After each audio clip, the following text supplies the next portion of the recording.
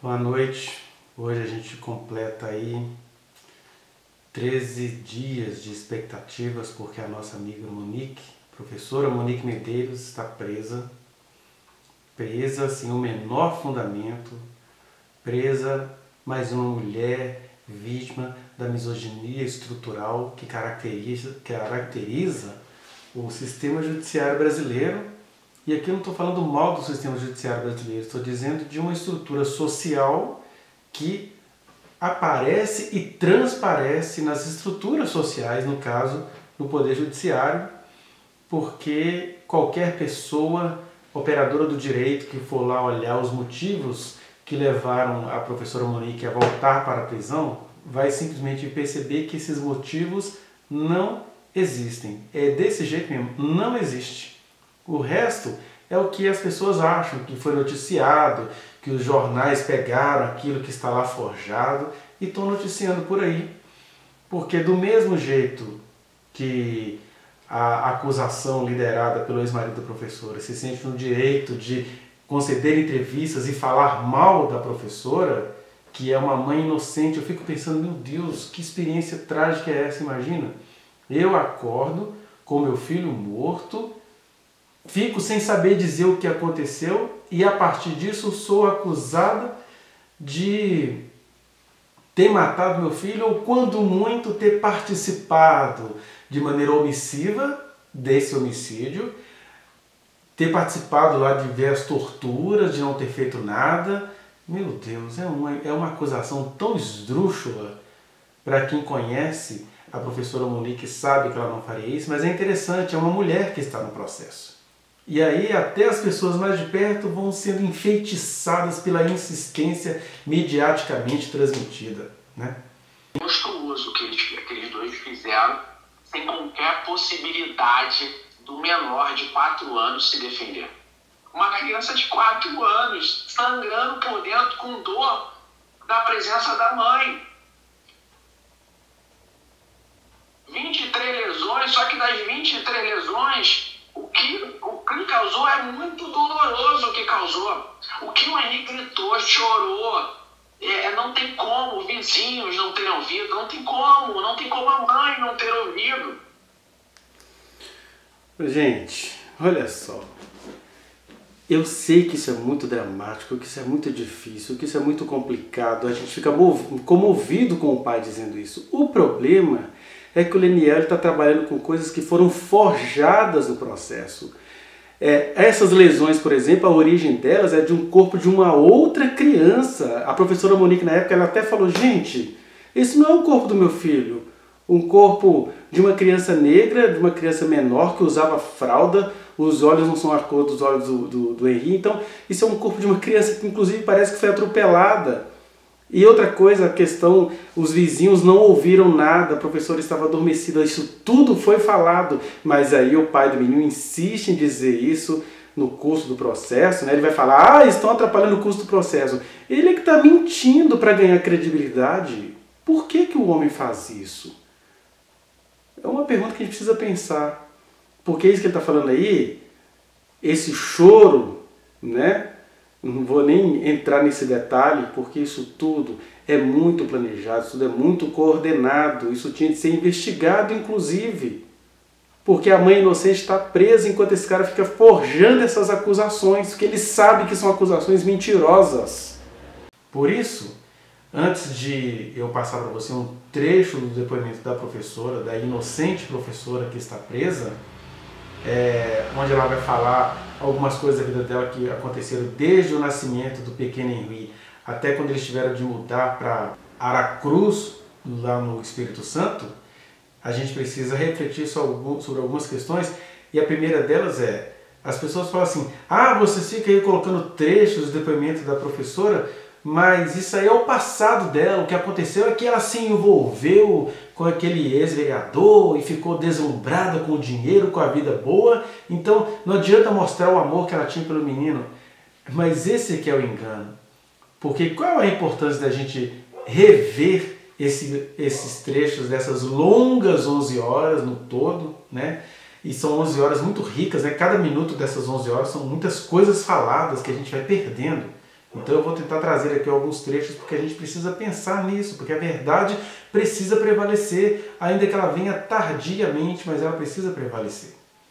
Então, quando a gente vê a maneira como a professora Monique se relacionava com seu filho, e isso está abundantemente demonstrado no perfil que ela tinha, num monte de vídeos que ela tem gravado com seu filho, o amor que existia entre aquela mãe e aquela criança, a gente já começa a perceber que essa mãe nem mataria o seu filho e nem seria omissa em socorrê-lo. Ela teria realmente de estar dormindo ou entorpecida ou afastada, conforme a própria juíza constatou, né?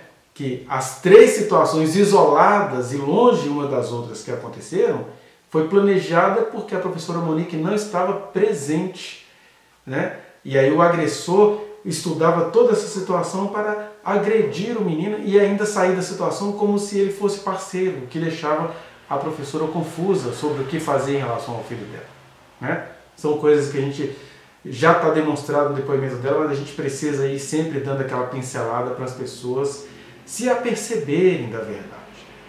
Por isso eu peço a você que você preste atenção agora nesses mais ou menos 6 minutos do depoimento da professora Monique, e após esses 6 minutos eu vou voltar aqui para fazer alguns comentários, porque são 6 minutos cheios de pequenos detalhes que é bom a gente pensar. Então assista aí. E aí eu estava sozinha com meu filho, é uma casa separada da minha mãe, não é uma casa junta. E minha mãe sempre perguntava, você quer ajuda para dormir? Só que, como eu não queria dar trabalho para minha mãe, eu falava, não precisa, mãe, eu vou ficar com o Henri. E o Henri chorava muito, ele chorava demais, eu achava que eu não tinha leite suficiente para amamentar ele. Acho que o meu maior trauma era não ter leite para amamentar ele. E meu leite secava e ele só queria pegar o peito esquerdo, ele não queria pegar o peito direito. Eu virava ele para mudar o jeito do bico do peito, e só esse peito sangrava. E eu falava, não, meu filho não pode emagrecer, porque é importante o leite materno. E conseguimos juntos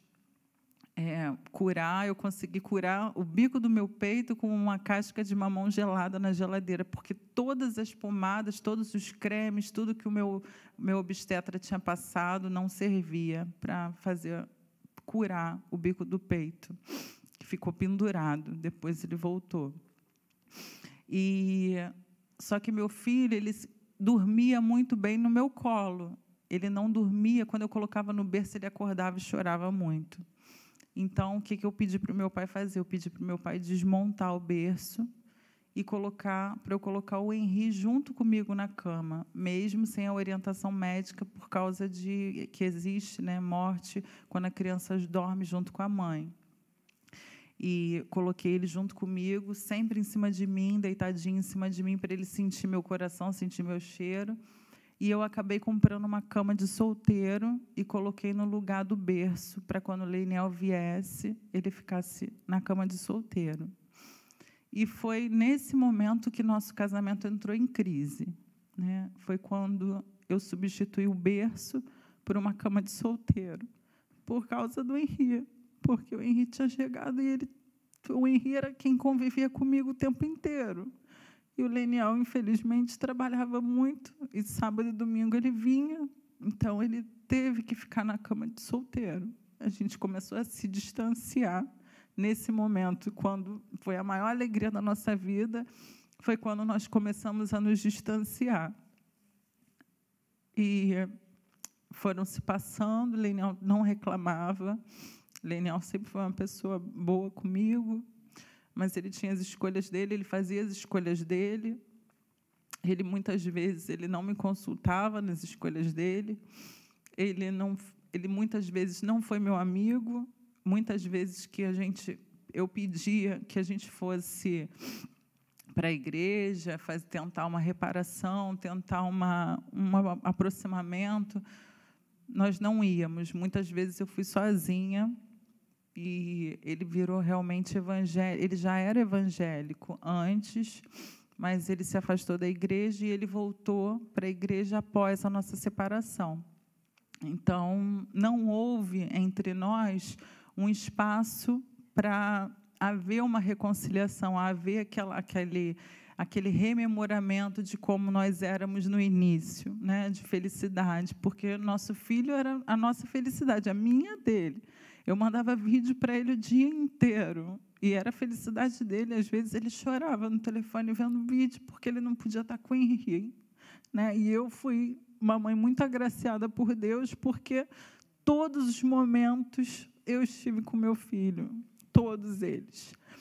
Então, eu fui muito feliz, porque eu convivi com meu filho o tempo inteiro, desde o nascimento dele. Eu não perdi um dia. Eu não perdi o dia onde ele começou a engatinhar, eu não perdi o dia que ele andou pela primeira vez. A primeira palavra que ele falou, normalmente é papai, que é mais fácil, mas a primeira palavra que ele falou foi mamãe, porque ele sempre estava comigo, e o Leniel estava trabalhando. Então, assim, o Leniel, coitado, ele perdeu muitas fases do Henri pelo trabalho. E eu não perdi nenhuma fase do meu filho. Eu tive um ano, exclusivamente, eu via todo o progresso do meu filho. Eu tive a oportunidade de estar junto com ele. E nós fizemos todos os mêsversários. Quando foi com 6 meses de nascimento do Henri, após 6 meses, o Henri já estava um pouquinho maior, já podia viajar de avião. Leniel conseguiu uma casa em Aracruz, que era um bairro melhor, onde tinha hospital, tinha pediatria, comércio, e nós resolvemos ir para lá, eu e Henri. Nós contratamos uma babá para ajudar nos afazeres de casa e ajudar no Henri, mas o Henri sempre foi um menino muito colado comigo, porque desde o início sempre fui eu.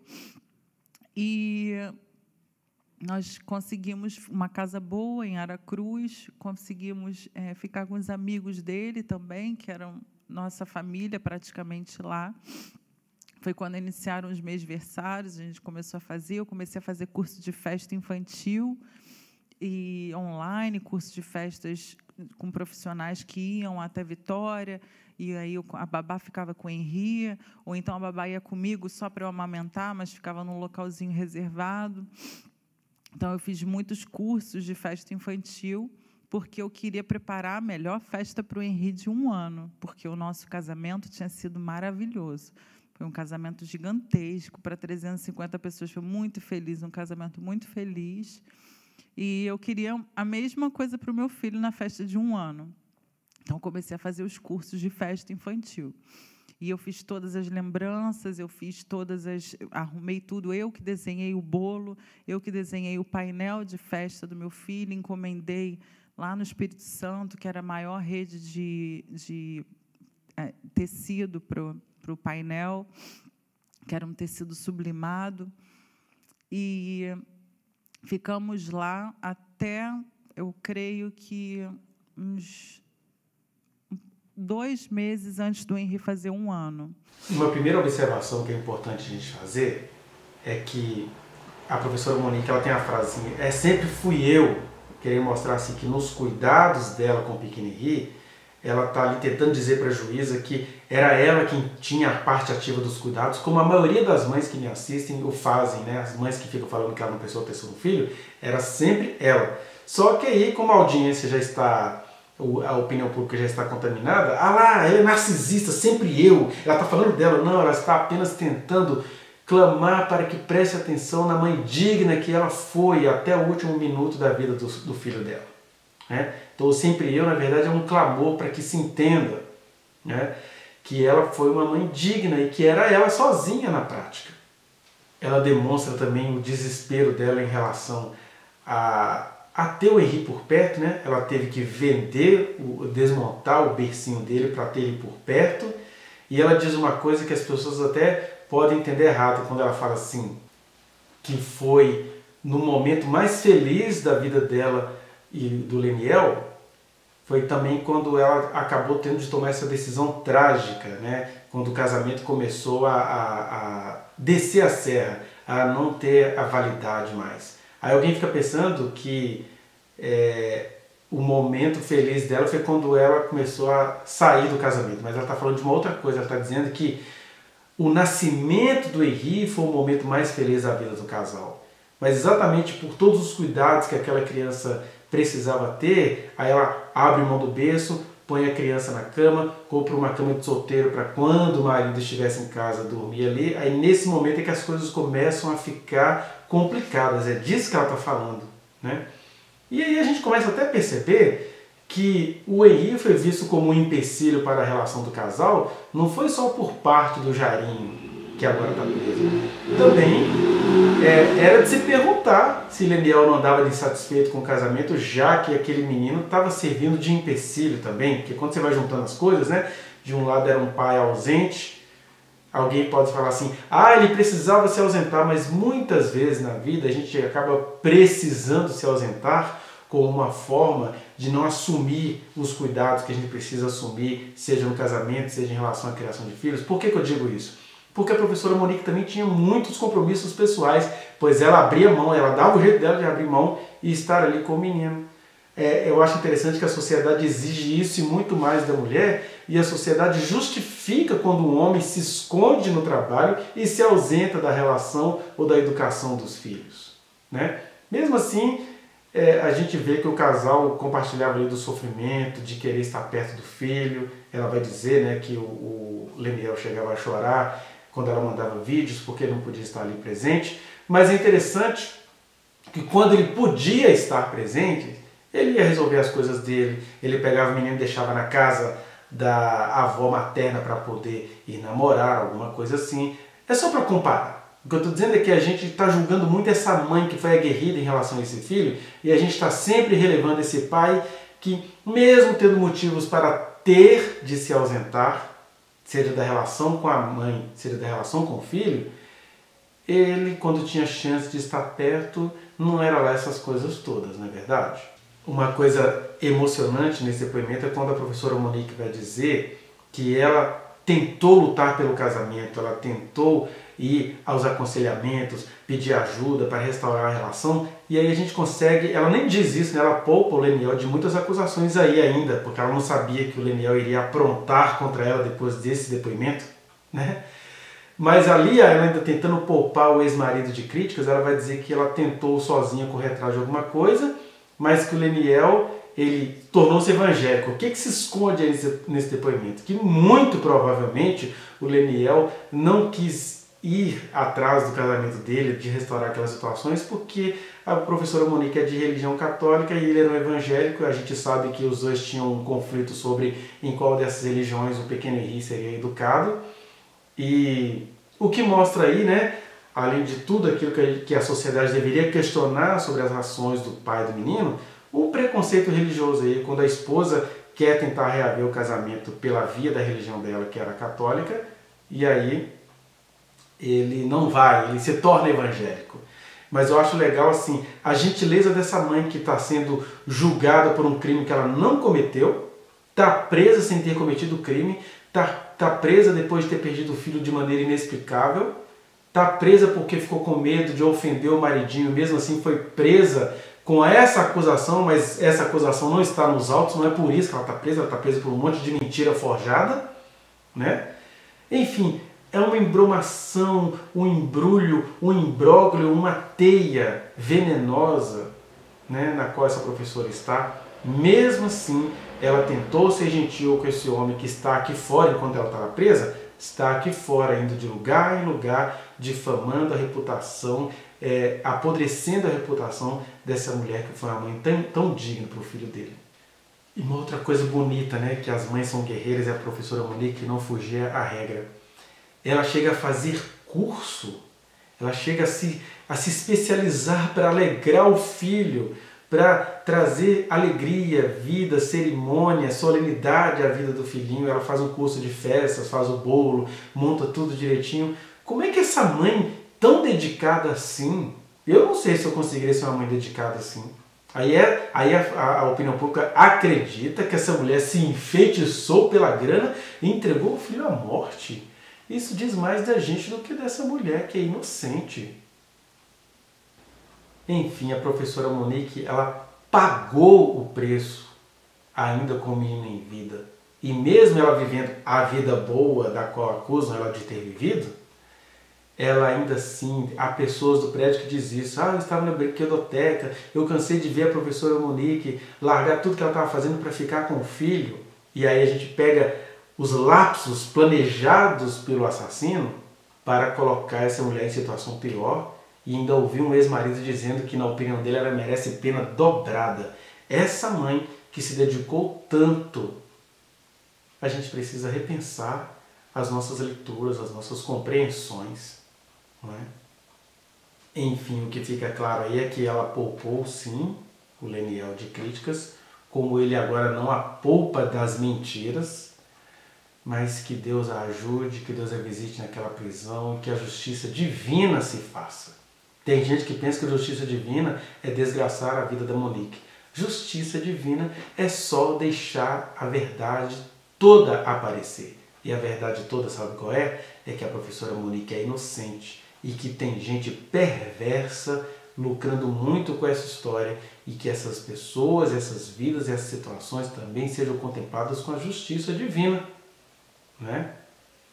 Pense nessas questões, você que de repente vai estar lá no tribunal do júri julgando essa mulher, faça essa pesquisa para tomar as suas decisões. Muito obrigado. Vá no link que está aqui na descrição e acesse a reflexão na íntegra. Não se esqueça de dar o like nesse trechinho de vídeo, compartilhá-lo e se inscrever neste canal, apertar o sininho para você receber as notificações. Muito obrigado.